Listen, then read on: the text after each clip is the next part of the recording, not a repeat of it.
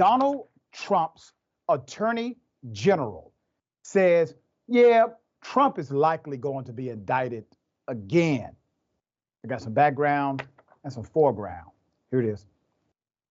My read was that they were going to indict him, and I still think there's a very good chance of that, and I think it depends on how sensitive the documents were, but also what evidence they have of obstruction and games playing by the president, and whether he directed people to lie or gave them information that was deceitful to pass on to the government. Now, the president, unfortunately, has a penchant for engaging in reckless and self-destructive behavior that brings these kinds of things on him. In many respects, he's his own worst enemy. I don't think that's the case with Bragg's case, but certainly he's dug himself a hole on the documents and also on the January 6th stuff. That was reckless behavior that was destined to end up being investigated. So it doesn't surprise me that he has all these legal problems. He was warned about this before he left office. Bill co-conspirator Barr. You see, Bill Barr, while being Attorney General, actually allowed Donald Trump to commit criminal acts, did an investigation. That investigation led to absolutely nowhere because he decided that he would spearhead the investigation into absolutely nothing. So while he goes on television talking big and bad about his, I guess, newfound freedom or maybe backbone, let's make sure the record is very clear. Donald Trump used his Attorney General to shield him from absolute prosecution. That was Bill Barr's real job, to make sure Donald Trump did not get prosecuted. But let me go down the list here, because it was interesting that Barr says, well, it depends on how sensitive the documents are. Well, guess what? We already know how sensitive some of the documents were that Trump stole. They were special access programs. You know what a special access program is? Well, it is different than just a regular classified document or operation. Special access programs are basically in a silo. They are so confidential, so classified, and so guarded that they basically exist outside of the normative chain of command and the normative chain of intelligence review. These are really, really top secret documents. Donald Trump was in possession of documents classified as special access programs. These programs are so classified that even the head of the CIA has to go through a bureaucratic process in order to get access to those same documents. Those are the documents Trump had, according to the report.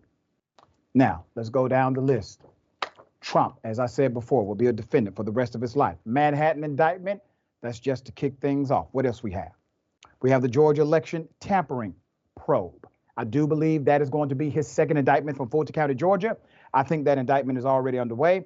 The special purpose grand jury, I believe they have already recommended an indictment. A normal or normative grand jury will need to be impaneled in order for that indictment to stick. I think that process is happening now.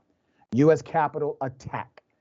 That investigation continues. The U.S. Justice Department has investigations underway in both Trump's actions for the 2020 election and his retention of highly classified information. Was going to get him in that case. It's the back and forth with the government when the government attempted to actually get these documents back. Missing government records. U.S. Attorney Merrick Garland also appointed Jack Smith to investigate whether Trump improperly retained classified records at his Mar-a-Lago, Florida estate after he left office in 2021. As I've said before, Jack Smith is not the guy you bring in to investigate. He's the guy you bring in to execute prosecution.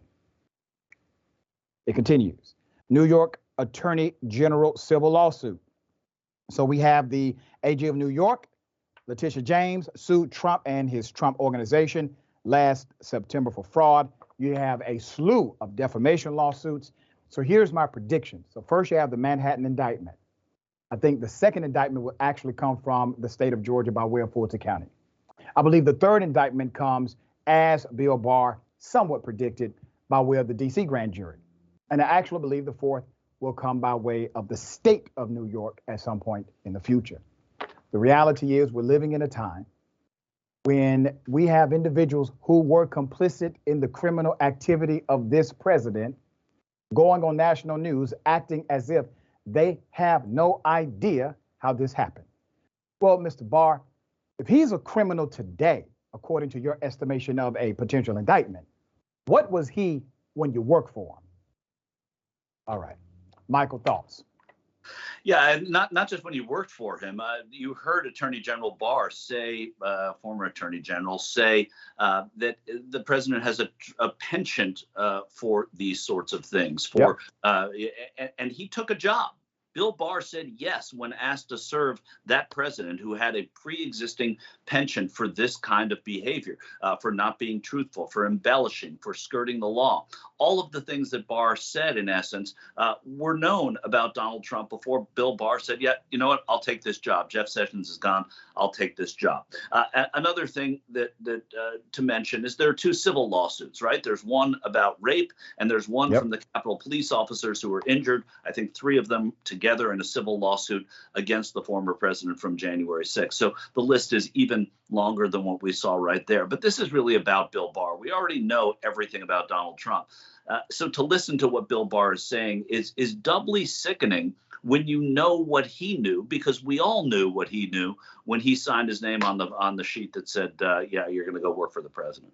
That's right. And remember, he's the guy who redacted the Mueller investigation, created a lie, spin, and then released a highly redacted form. That was intentional. That is complicit.